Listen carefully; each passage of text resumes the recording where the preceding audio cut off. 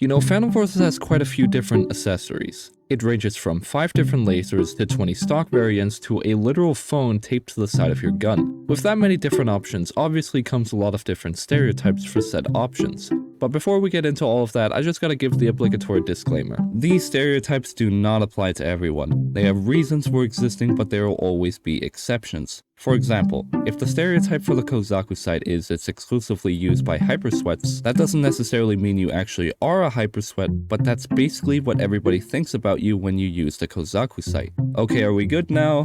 Have people understood? Okay, cool.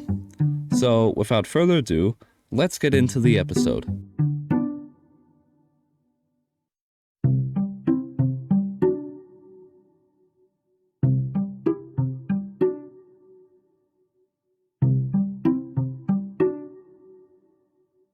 Now, each of the individual lasers have a few distinct stereotypes, but one thing they all have in common is some people use each laser based on color preference. Anyways, let's talk about the individual lasers now. The red laser is either used by new players or those few people who use it alongside a suppressor and play Phantom Forces as a tactical stealth game. The green laser is used by pretty much everybody and their mother. The blue laser is used by hypersweats or Oscar fans running the Honey Badger. The yellow laser is mostly used by people who like people who think that it looks kind of cool with the flashlight or something, I don't know. And lastly, the tri-laser is used by elite laser fans and hypersweats who, unlike yellow laser users, only care about functionality and not about how bad this thing looks.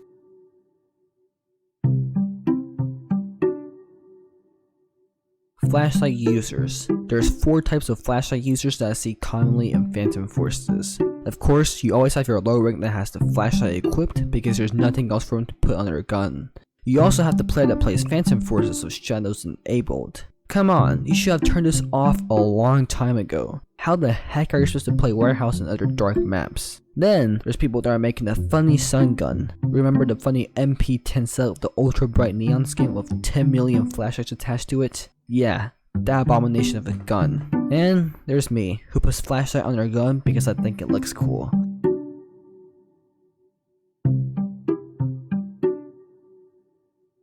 The Ballistics Tracker is a very widely used attachment, but here's a few notable patterns I've noticed. The first one is obviously the BFG pre-buyer. This person pre-bought not only the BFG, but also the Ballistics Tracker because apparently the BFG has a tiny bit of drop, so they really needed the headshot aim point even though they only go for body shots. The second are the people who I don't think know how to spot enemies. They say they use the Ballistics Tracker to more easily spot enemies even though they can just press E because it basically does the same thing and doesn't directly downgrade your gun. The third is used by new sniper mains who heavily struggle with drop.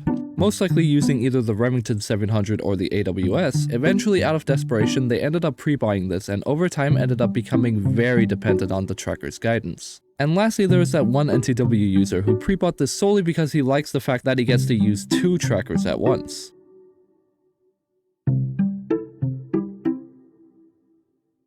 People who use Canted sites can be split up into a few categories. First off, you have the newer players who just unlocked it and have no idea how to even use them. Secondly, you of course have the memers who use the Canted Acog scope alongside, you guessed it, the Acog scope for the funny haha double scope setup. And then you have the sniper mains who put the Canted Delta sight on their sniper to help with close range situations as they aren't the best at hitting quick scopes and still need the aim point. Then there are also the very few people who use the Canted Acog unironically as they probably aren't laser accurate with low magnification sights at range and need the extra magnification in order to hit targets at further ranges. And lastly, you have those who put it on their gun to look more tactical. They probably run some sort of suppressor and fully blackout skin and have a stealthy kind of playstyle.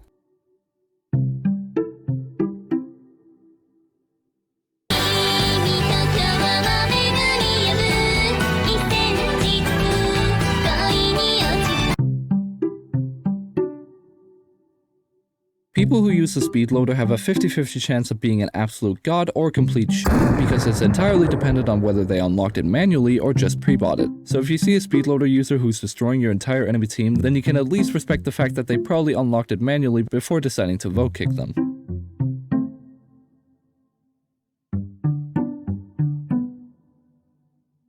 Ah, the full stock. This is another one of those attachments that's so widely used, it's hard to simply pin down on a few stereotypes, but I'll give it my best shot. So the full stock is most commonly used by one of 3 types of people. First, obviously, you have the hypersweats. usually running this on either the Honey Badger or the HK416 with the usual no recoil meta setup.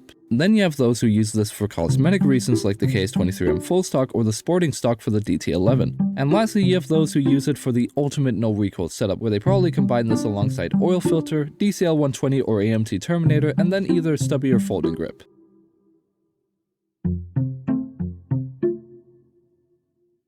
People who use the Olympic stock are one of two different types of people. Either they are those few who don't want to fully commit to the remove stock DT11 meta but still want a bit of that remove stock speed boost, or they are that one guy who runs a realistically accurate Olympic competitor loadout featuring this alongside the GSP with the target weight.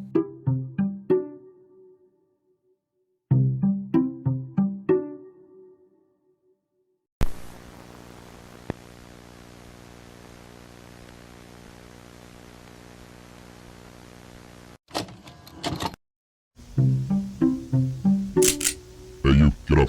Wake up. What? Get up, come on, say your line.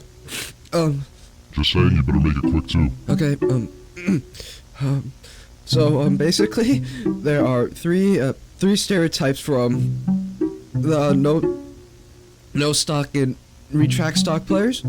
The first ones are people who play Call of Duty Modern Warfare and think that no stock is good on everything. The second one is for people who make troll setups. They don't take the game seriously. Please don't point the gun so close to me, please. The troll users tend to be really bad at the game. The third players are really good at the game, and they can pull stuff like this.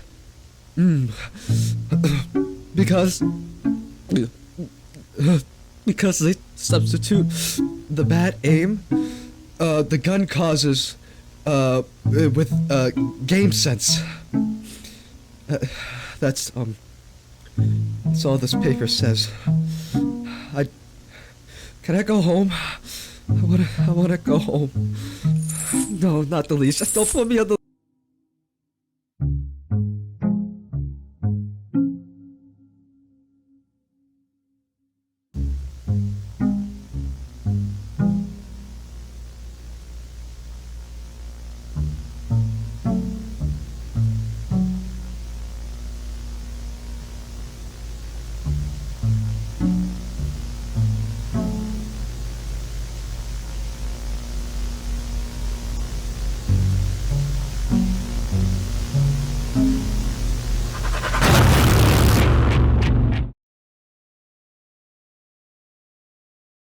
We now return to your scheduled program.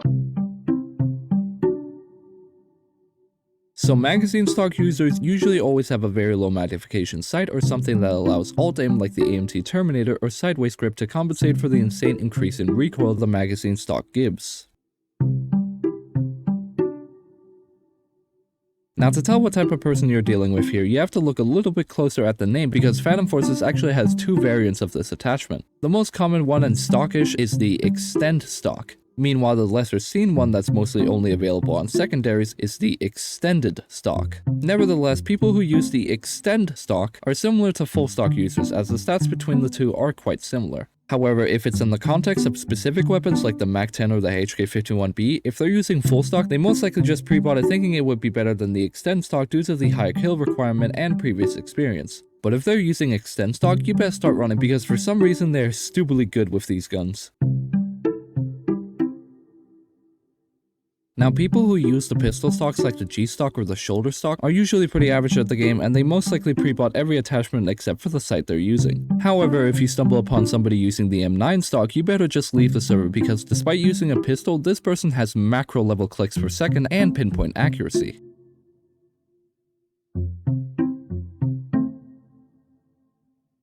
What? Why would you even use this when the G-Stock is right there? I don't think I've ever seen a single soul using this, and for good reason. Because the G-Stock is literally better in every shape, way, or form because let's be honest, angle grip stat changes on a pistol are pretty much worthless because they just don't have that kind of recoil.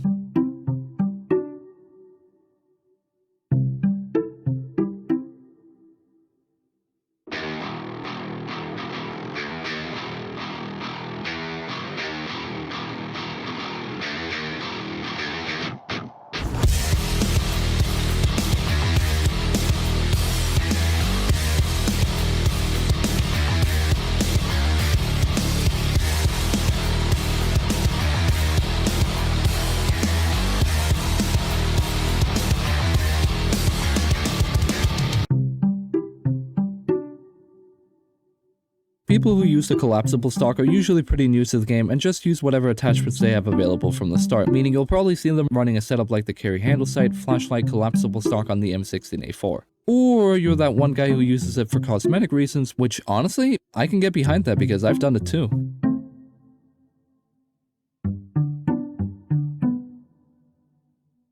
Okay, I'm almost certain people who use this only use it for the meme, as it really doesn't help your recoil in any way, shape, or form. I mean, I'm sure there's a few people out there who genuinely thought this did something good, only to be severely disappointed when they realize the truth. So if you see a wire stock user, he's most likely memeing.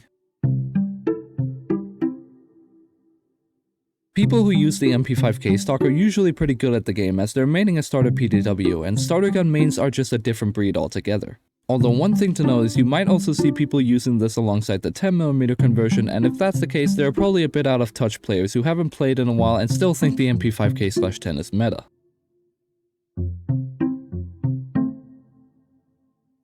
So people who use either of these stocks can be divided up into a few categories. Either there are the few people who use it to make some sort of sniper setup by using either the police or Taurus barrel depending on which gun they're using alongside the Leopold 6x scope. Or there are the newer mid-ranks that use them on their own as a crutch for recoil control.